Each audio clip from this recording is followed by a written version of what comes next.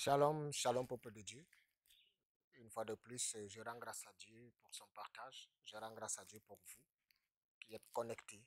Je rends grâce à Dieu pour sa présence dans nos vies et pour tout ce qui ne cesse d'accomplir. Je rends grâce à Dieu pour son œuvre. Oui, pour son œuvre. Parce que c'est lui seul qui est à l'origine de toutes choses. Et nous savons que toutes choses concourent pour le bien de ceux qui aiment Dieu. Alors si je suis une fois de plus devant vous, c'est pour venir apporter, comme à l'accoutumée, de l'eau de vie qui m'a été donnée par notre Seigneur Jésus-Christ, comme par l'entremise de tous ses serviteurs dans le monde entier. Oui, parce que la parole de Dieu est une eau de vie pure.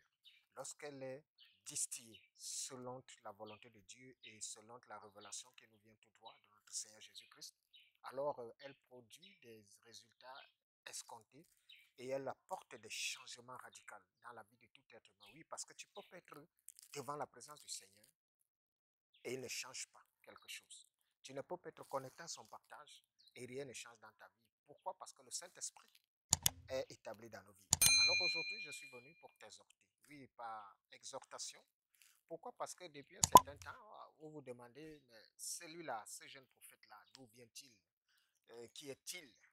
Il y a beaucoup qui nous suivent. À vous, je dis que le Seigneur nous bénisse et que son œuvre ne cesse de s'élever. Oui, que son œuvre ne cesse de s'élever parce que nous sommes à la fin de toutes choses.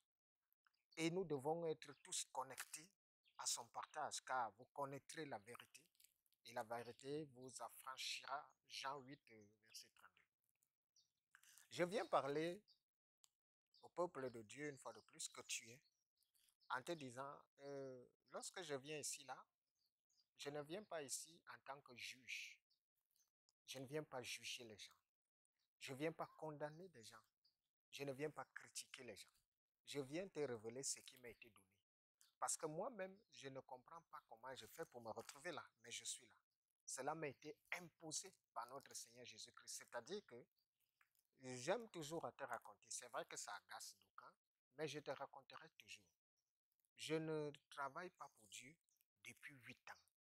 Je travaille pour Dieu depuis que j'ai l'âge de 8 ans. Beaucoup viennent pour écouter la parole. C'est l'Esprit de Dieu qui nous guide. Beaucoup viennent pour insulter. Ça s'est passé comme ça avec le Christ. Beaucoup viennent juste pour jeter un coup d'œil et continuer. C'est comme ça que le monde fonctionne. C'est comme ça que le Christ nous a préparés. Mais il m'a dit, je ne vais pas. Comme vous me voyez, je ne pourrai vous convaincre, peuple de Dieu. Je ne pourrai vous obliger. Si cette œuvre vient de Dieu, alors elle se lève seule. Je n'ai pas aidé Dieu. Je ne peux pas.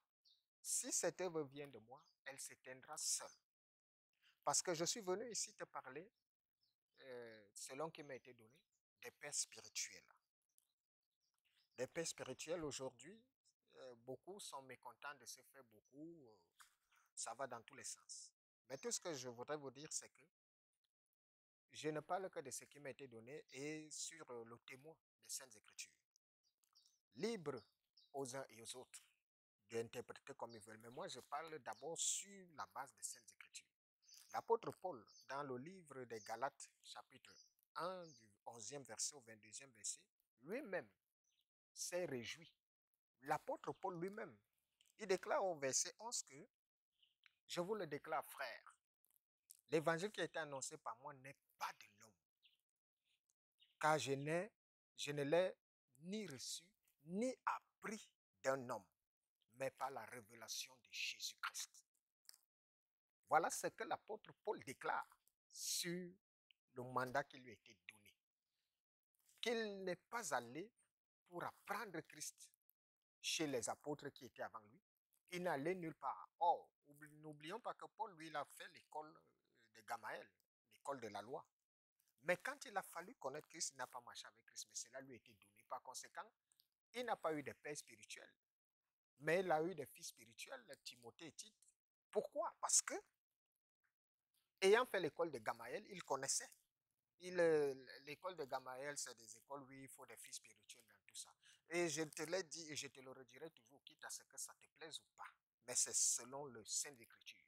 Les pères spirituels, c'est pour ceux qui ne sont pas des élus de Dieu. Ils ont besoin d'aller à l'école pour apprendre. Ce n'est pas moi. Le Christ a dit, il y a les appelés, il y a les élus.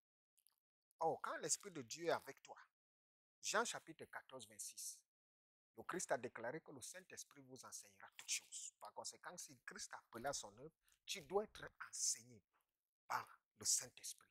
Ce n'est pas par un homme. Mais chacun a son rôle.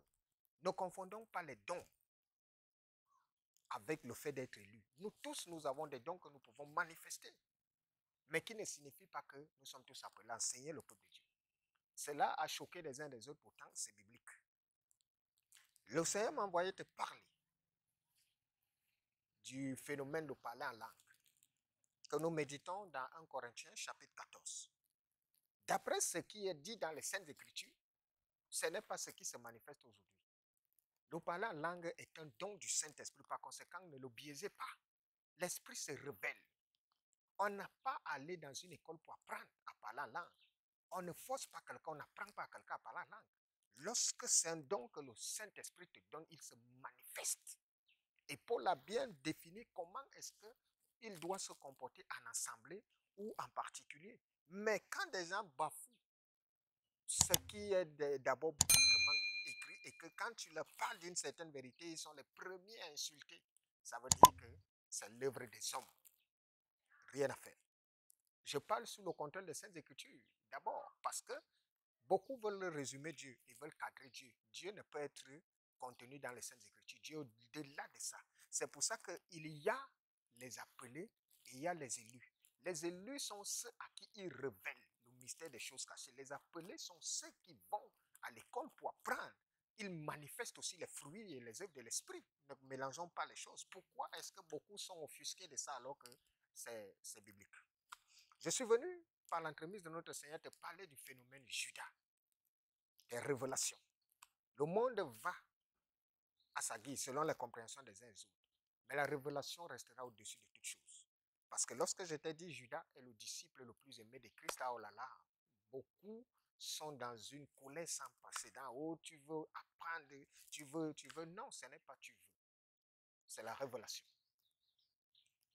Je vous pose toujours cette question. Si Judas refuse de livrer le Christ, serions-nous sauvés aujourd'hui? Alors, il y a quelque chose que vous n'avez pas compris. Oui, c'est normal, mais ce n'est pas la révélation. Qu'est-ce qui s'est passé? Beaucoup vont me tirer des versets.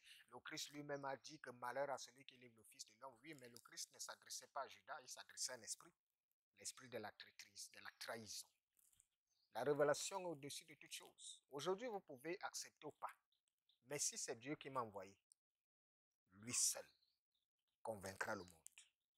Je suis venu par son entremise te parler de Caïn.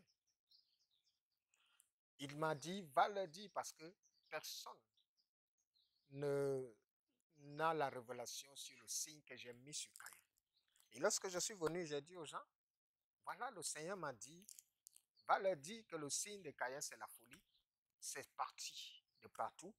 Et il y en a qui m'ont insulté là-dessus en me demandant, mais comment est-ce que vous expliquez que Caïn était maudit, mais Caïn a eu des femmes, il a conçu, il a bâti des grandes villes, est-ce qu'un fou peut bâtir des villes? Alors aujourd'hui, je viens vous dire que lorsque vous me voyez sur la plateforme, l'enseignement n'est pas en profondeur parce que c'est juste des exhortations.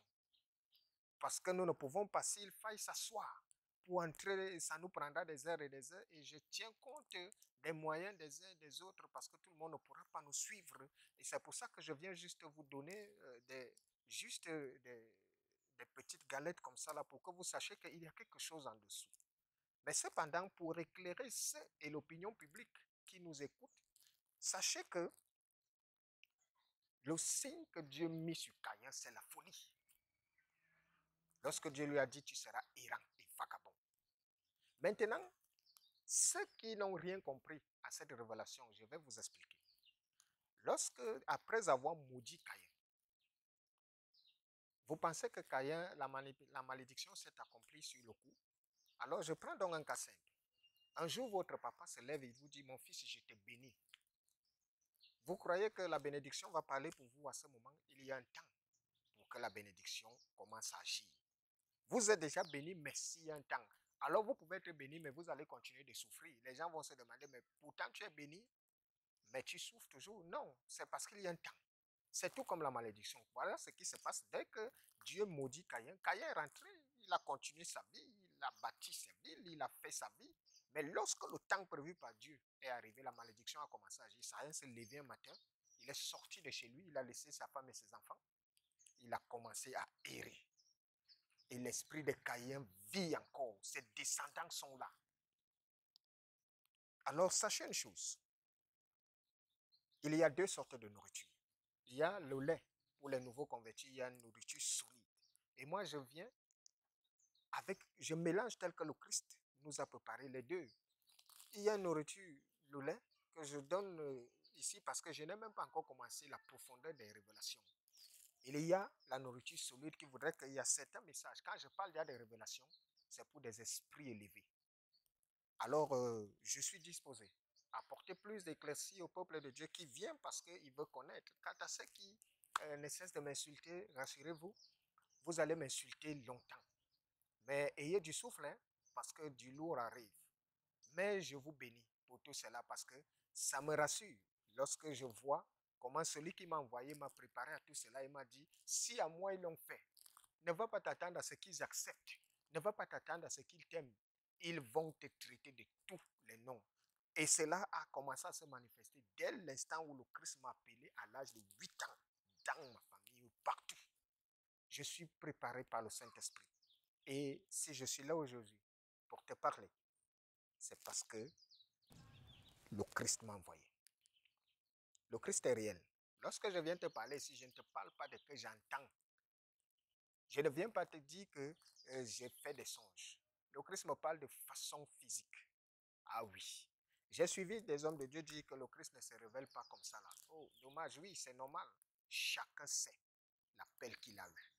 Mais moi, je rendrai et je prêcherai toujours pour ma chapelle, telle qu'elle m'est donnée, telle que je l'ai reçue de Christ, sans ajouter ou retirer, sans avoir peur de qui que ce soit, parce que là où je suis là, je suis porté par la puissance de Dieu afin d'être une source de bénédiction pour son peuple qui a besoin de lumière.